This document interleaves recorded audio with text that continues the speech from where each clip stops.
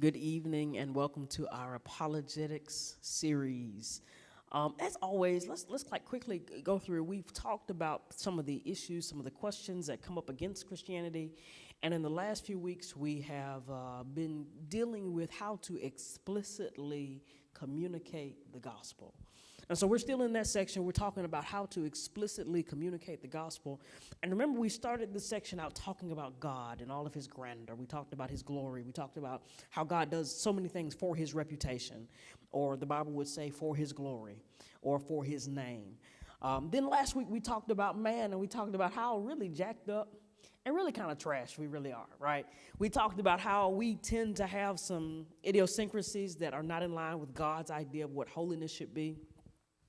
And I think after we have established that there is a big gulf, or there's a lot of space, there's a lot of room between me and God, we realize there's a problem. There's a disease. There's an issue. And I guess one of the questions is the world often asks us, so what? Okay, so God is holy, I'm not, why does that matter? And I think tonight I want to do this. We're going to talk tonight about Jesus and where Jesus fits into the whole spectrum of things, the whole picture. But I think we have to understand that if God is holy and man is not, and there's all this space between God, I want to intersect that. We've talked about hell. But does everybody really know what hell is? Anybody have an idea? I know that I don't really have talkers in the room, so I might have to answer that question myself. But hell, I think we talk about hell being this lake of fire, right? I think what's interesting is when we look at Hades, for example. Let's go back to Jesus talking to Peter. Y'all remember Jesus was talking to Peter. Peter's all downtrodden because he's denied Jesus. Jesus has risen from the dead. And he asked Peter this question. He says, hey, do you love me? And he says, yeah, I do. And he says, feed my lambs. And he asked Peter again. He says, hey, do you love me? And he says, yeah, I love you. He says, feed my sheep. He asked him a third time, and Peter's annoyed with him. And he says, Peter, do you love me? And he says, yeah. He says, feed my lambs.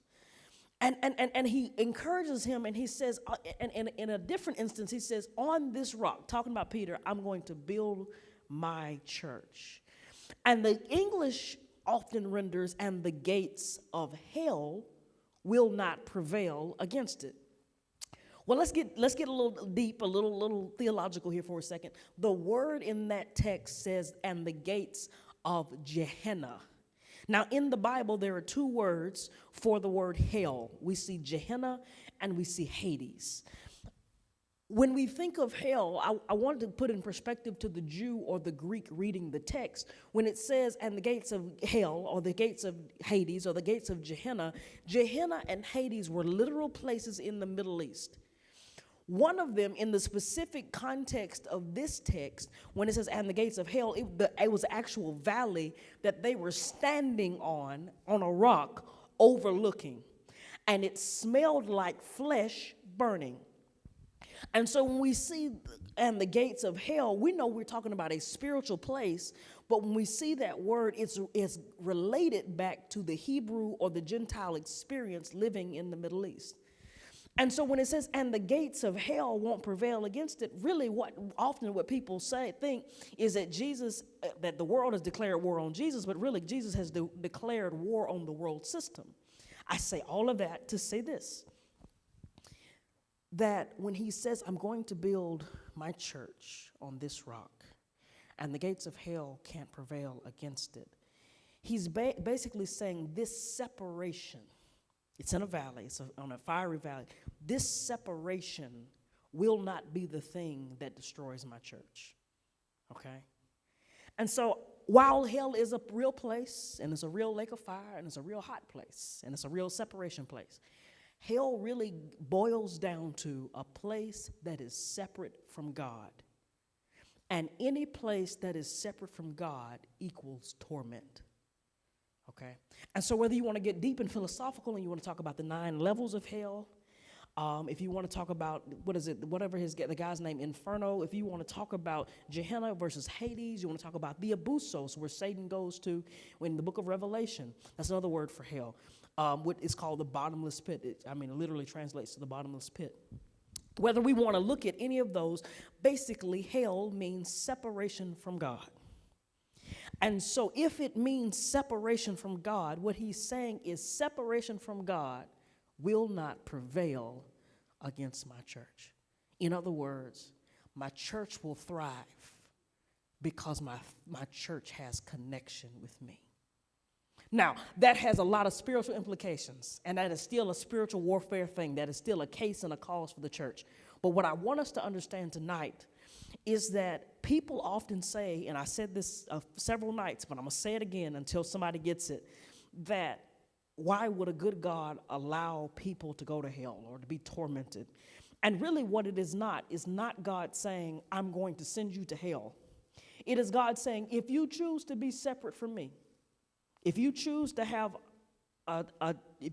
be separate from me, I'm going to allow you to choose not to be in my presence. So tonight, we're talking about Christ, the most central figure in all of our religion. Without him, none of this works.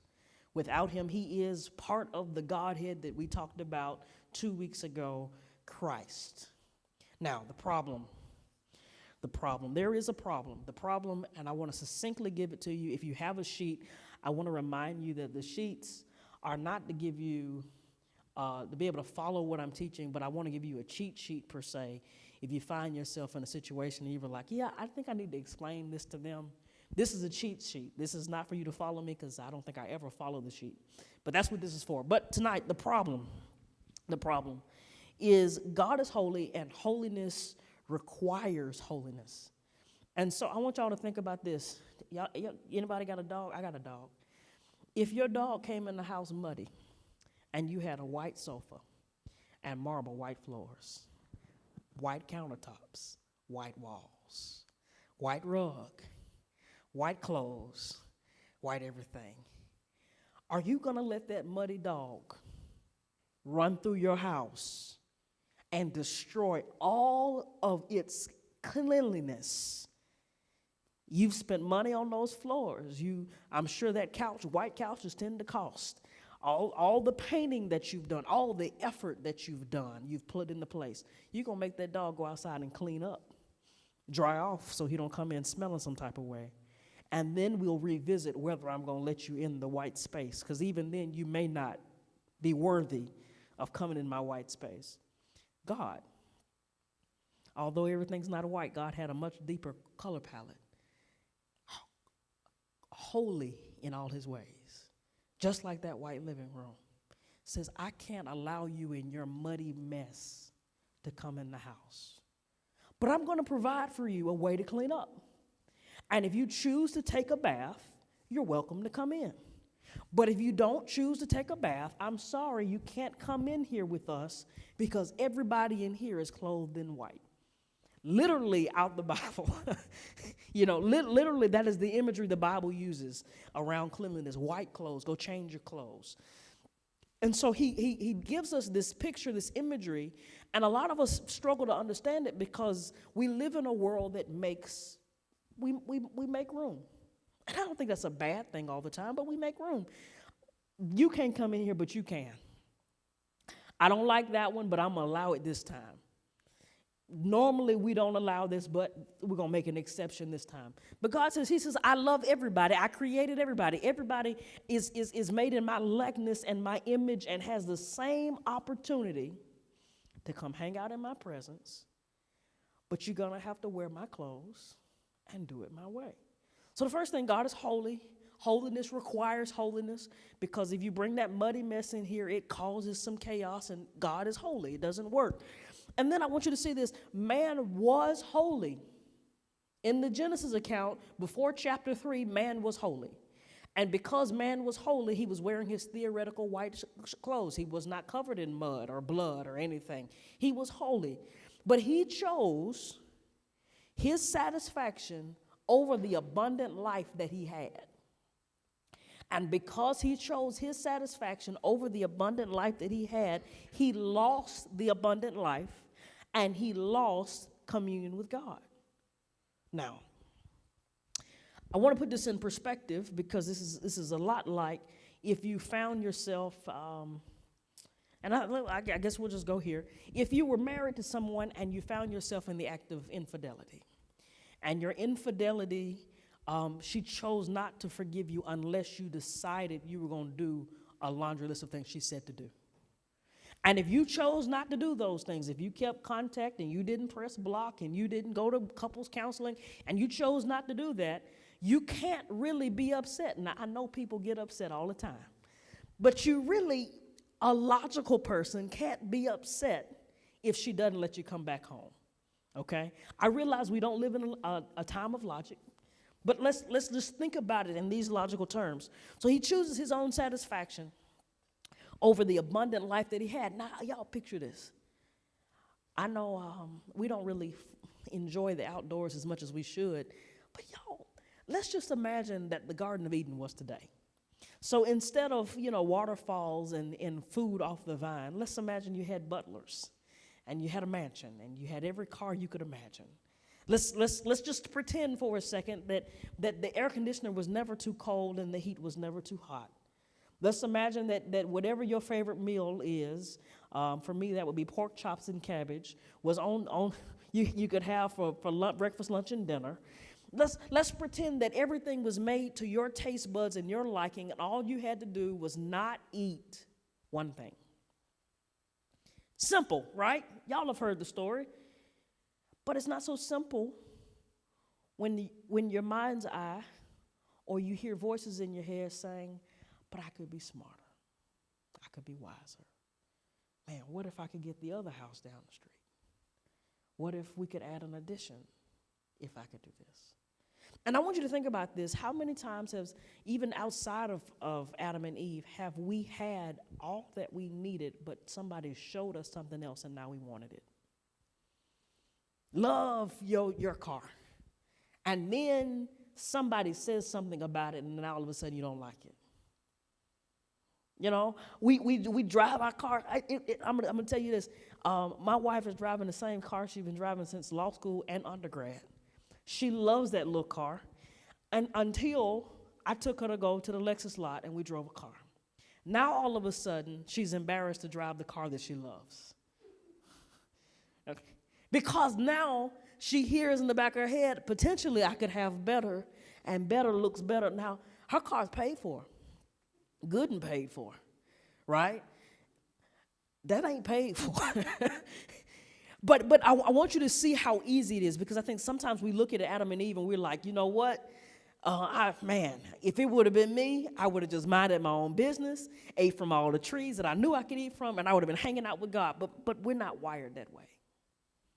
Something about us, something in us has this glimmer in our eyes that says maybe it could be better. And I'm going to push us because I think some of that is that God-likeness in us.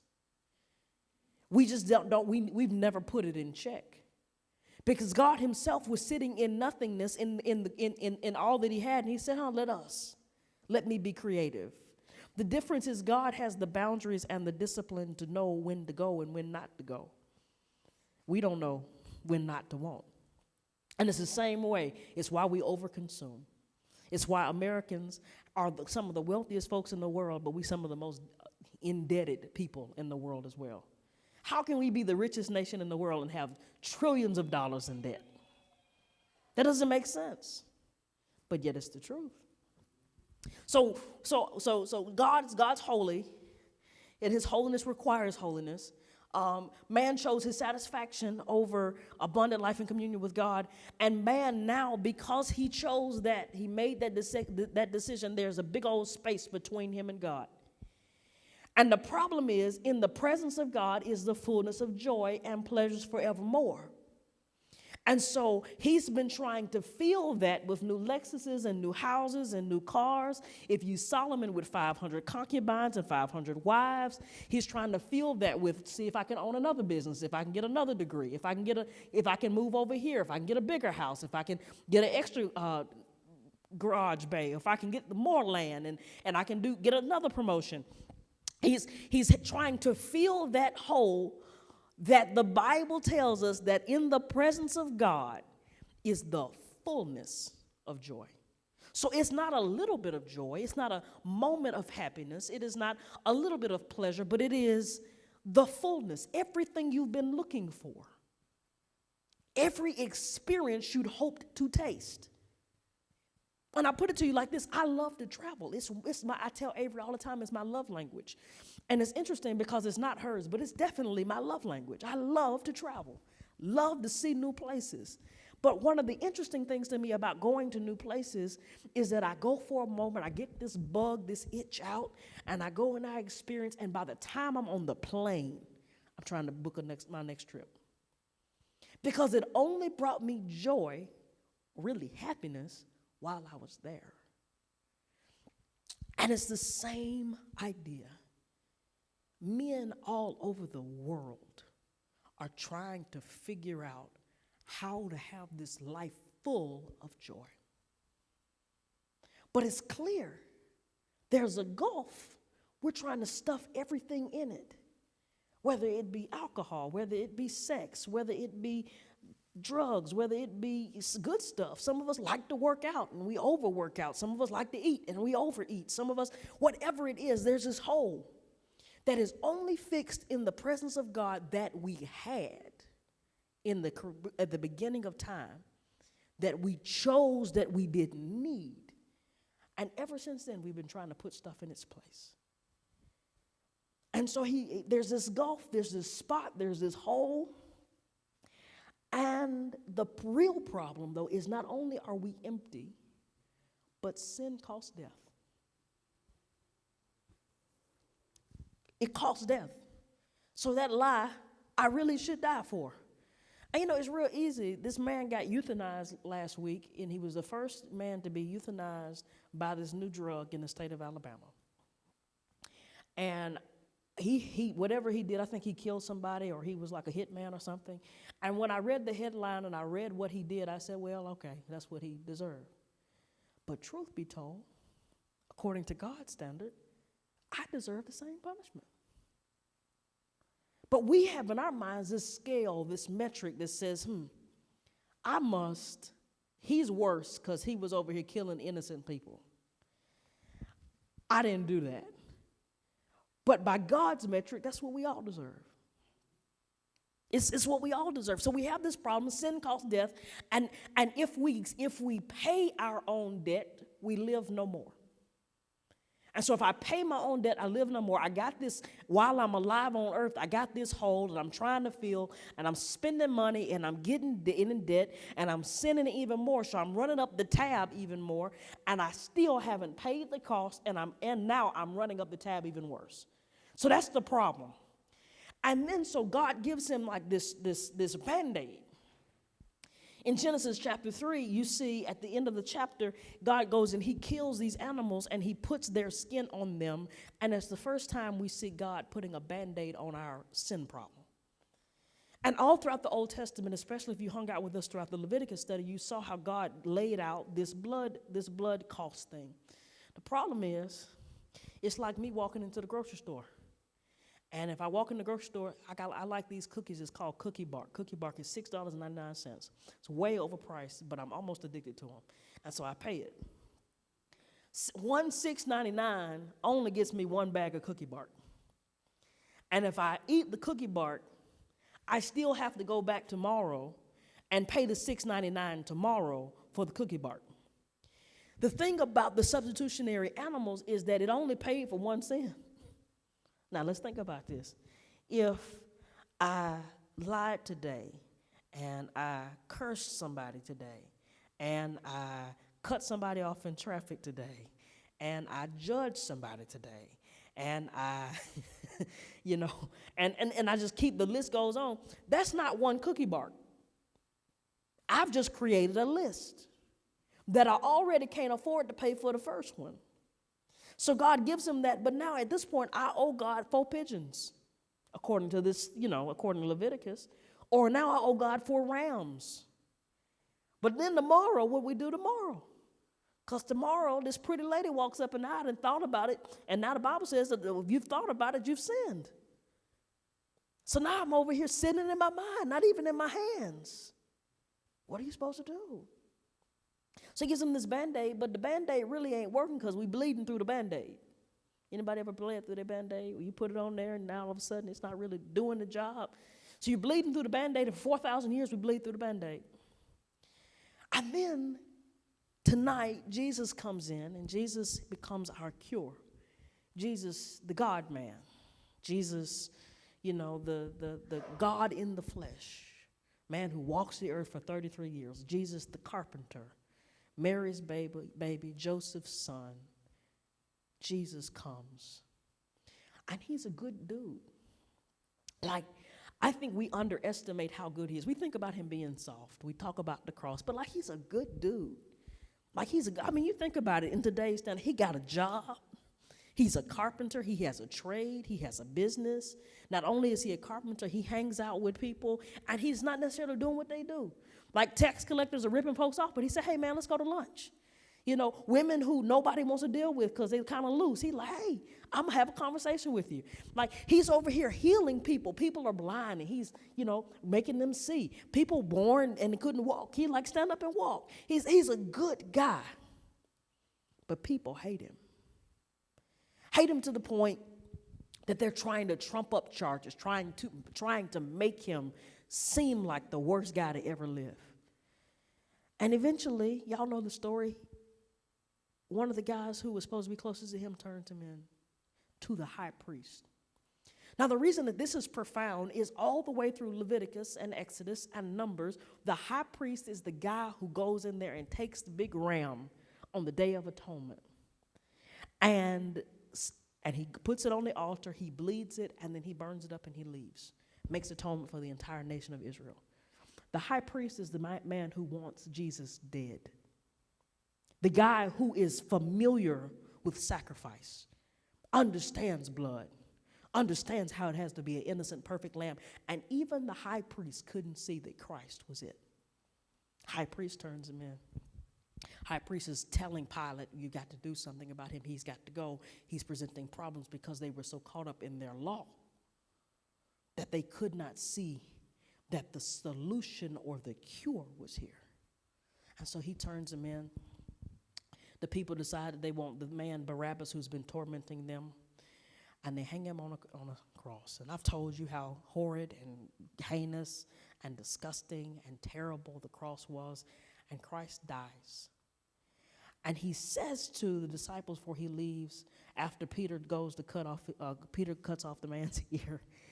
And he says, because, Peter's ready to fight. He says, no, nobody's taking my life, but I'm giving up my life. They're not understanding what's happening because what they're seeing looks like a Black Lives Matter. This dude didn't do nothing wrong.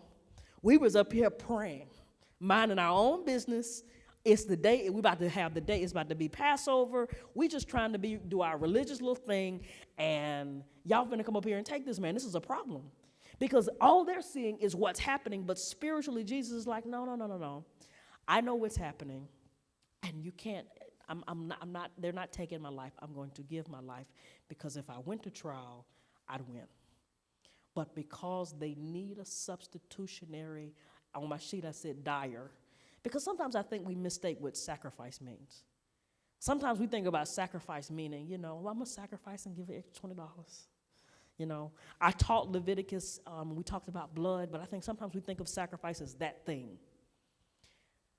I want to say it really clearly, just so, for the sake of us understanding. When I say that he's a substitutionary dyer, he literally dies because because you were supposed to die. Like, that's you. That's you on the cross. Like, that's your sin. Those are your problems. Those are the things that nobody knows about you that really should have got you put out of here a long time ago. He substitutionarily dies for you. And I know we say that all the time. Heard pastors say, he died on the cross for you. And he bore all your lashes and all your whips. But I want y'all to think about it like this. You robbed the store last night. The cops are looking for you. They got your picture. He says, it wasn't him, it was me. And he goes and he gets all the punishment you were due. You killed that girl. You gunned her down in the street. You did terrible things to her. Took things from her that she can't get back. He says, he didn't do it. I did it. It is you being a child and your parents are coming to beat you. Now, I wasn't this older sibling, but it would be like if Aaron went and did something and I went and said, no, beat me. Never did that. Never did that. I'm sorry. I never did that. But it would be like if I said, no, I'll take the punishment for that. You beat me. This is what he did. Okay? He takes the cost because we A, can't afford to do it. B, he realized that was the mission he came here to do. But he also realizes because he is God and he is man, that him being perfect never lost connection with God, also because he was God. He understood how whole he was and how much of a struggle it was even being whole in an unwhole world. And because he understood that being whole was necessary and the only way to be whole was to be in a relationship with God, he said, I'll go ahead and die. In all of my godness, I'll bear this, I'll take this. And I want you to see this. It was not easy because we often look at Jesus' divinity, but you got to remember this man was human. This man just left the Garden of Gethsemane and he was so stressed out, he was crying, he was over there sweating blood. This man, his flesh hurt like my flesh hurt. You know, his flesh hurt like when they put nails in his hand. Have you ever accidentally hit your hand with a hammer? Have you ever accidentally stabbed yourself with a nail?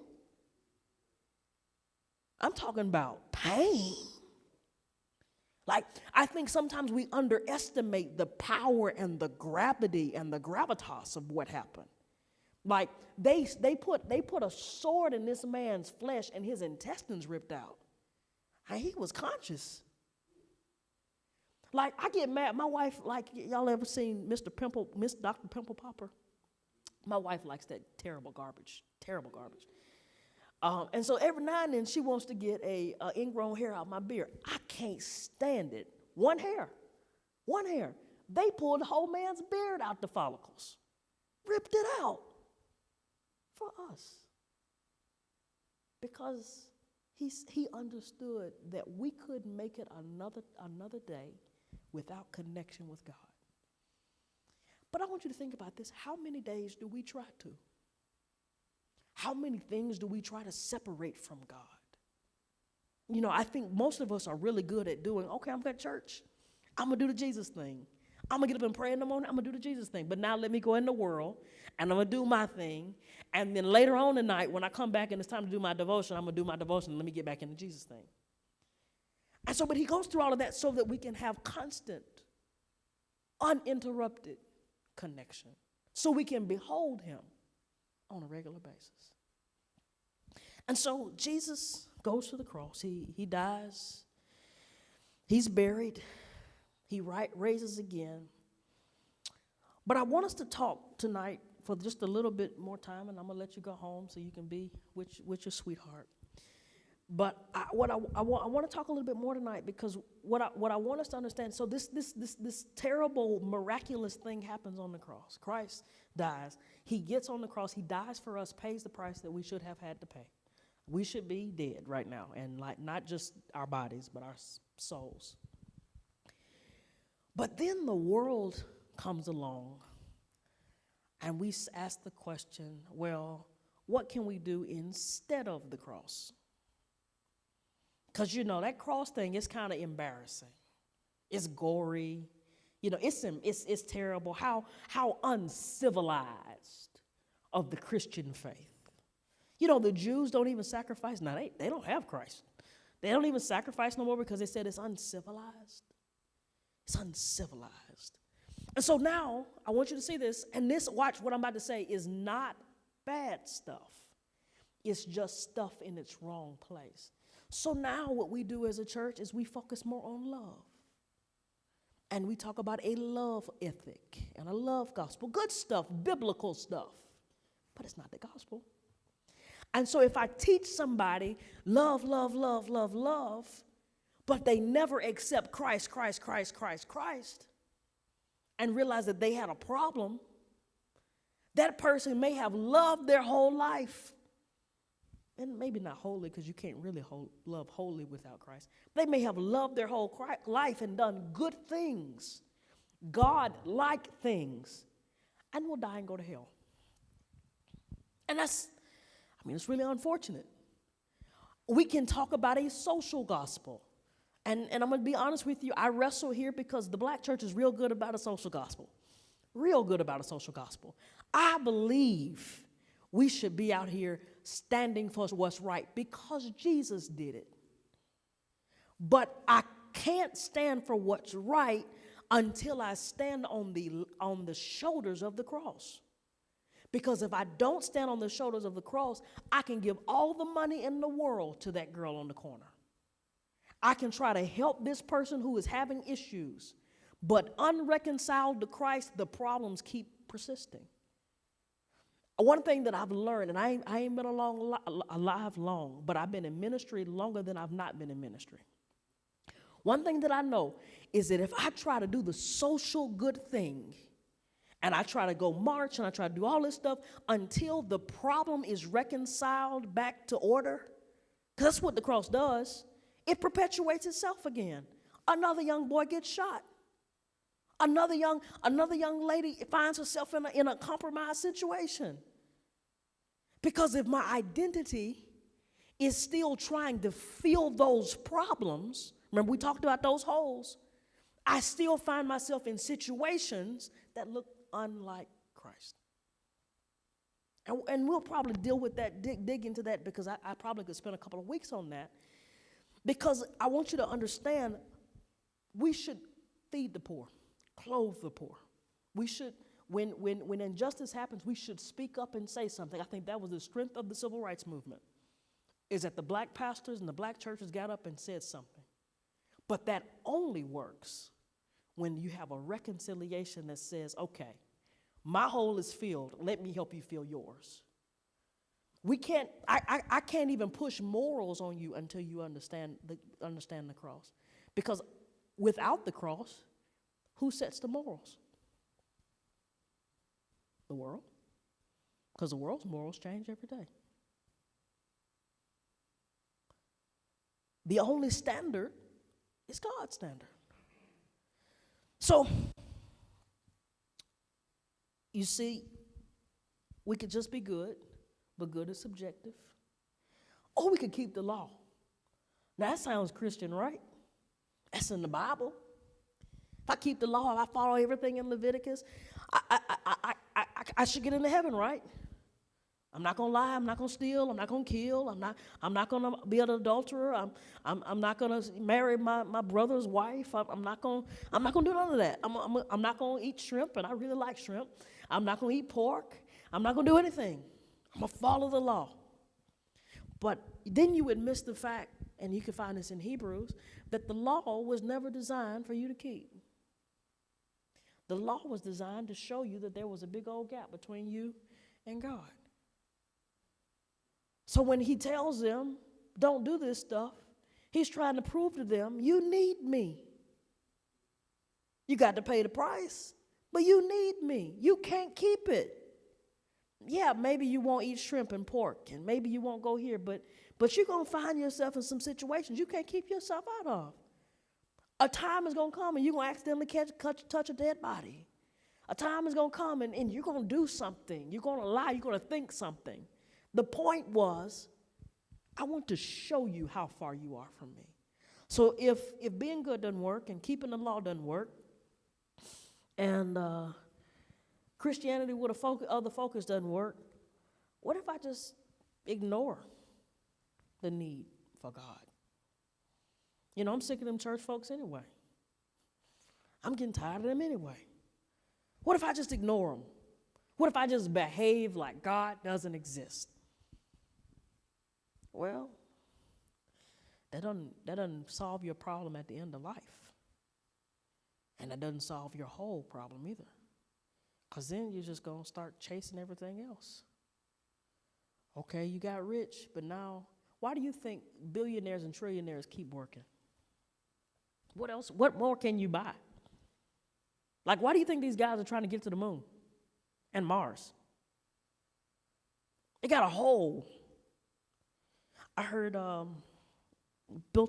Bishop Walter Scott, he's pastors New Psalmist Baptist Church in Baltimore. Really good preacher. He was Elijah Cummings' pastor, you know, the senator, or he was the House of Representatives. He was a congressman. He was his pastor. He preached his eulogy. And I want you to, what's interesting, and he said he was talking about it, and he was a good friend. They were friends since before he was a congressman. He said that Elijah Cummings said, I want my funeral when I die. Bring them to my church. Now, Bishop Walter is talking about how him and his wife came to church every Sunday. They were always in church. Even when he became a congressman, they came to church every day. And Congressman Cummings would say, this is what fuels me to fight the fight I'm fighting.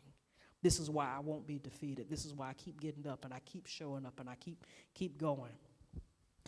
And so Bishop Walter S. Scott is about to preach his eulogy. He's written the eulogy. He's got it printed out, and he hears the Lord say, you got to change your eulogy. And he then eulogizes him, and he says, the title is, Why Elijah Cummings Wanted You to Come to Church. Now, Congress is all in this church. It's a fairly big church, all in the church. You got the president here. You got all these people who think that they are almost God, think that they wield power, and think that the earth, the heavens and the earth set on them. They think they're powerful. Rich, famous people, all in church. Changes his eulogy to why Elijah Cummings wanted you to come to church. And the premise of the entire eulogy was, this is why I am. This is what fuels me. This is what carries me. This is what feeds me. This is why I don't have to get caught up in controversy. This is why I don't have to get caught up in backhanded deals. This is why I can fight the good fight. It's because this place, this word, this gospel is what fuels me. And if that man could go to the heights of power and keep in view the power of Christ and him crucified and die empty, I'm convinced it could do the same thing for us. And so I present this to you tonight, not because I think you don't know anything about Jesus, but I wanted to give us a clear, concise picture of how Jesus himself fits into this image. Because sometimes I think we get caught up in the crosses and the fishes on the back of the car that we don't necessarily get it. We know he died on the cross, but we don't know how he fits into this thing to impact me today. Okay?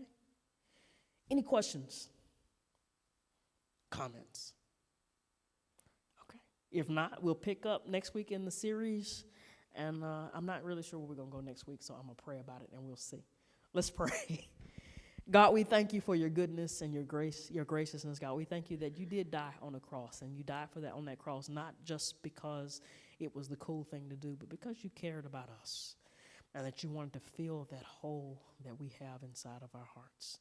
God, we pray that you would keep us, protect us. God, continue to show us your love. God, as we start this Lenten season today, God, help us to remain cognizant of your power and the things that you have done for us and our futility. In Jesus' name we do pray. Amen.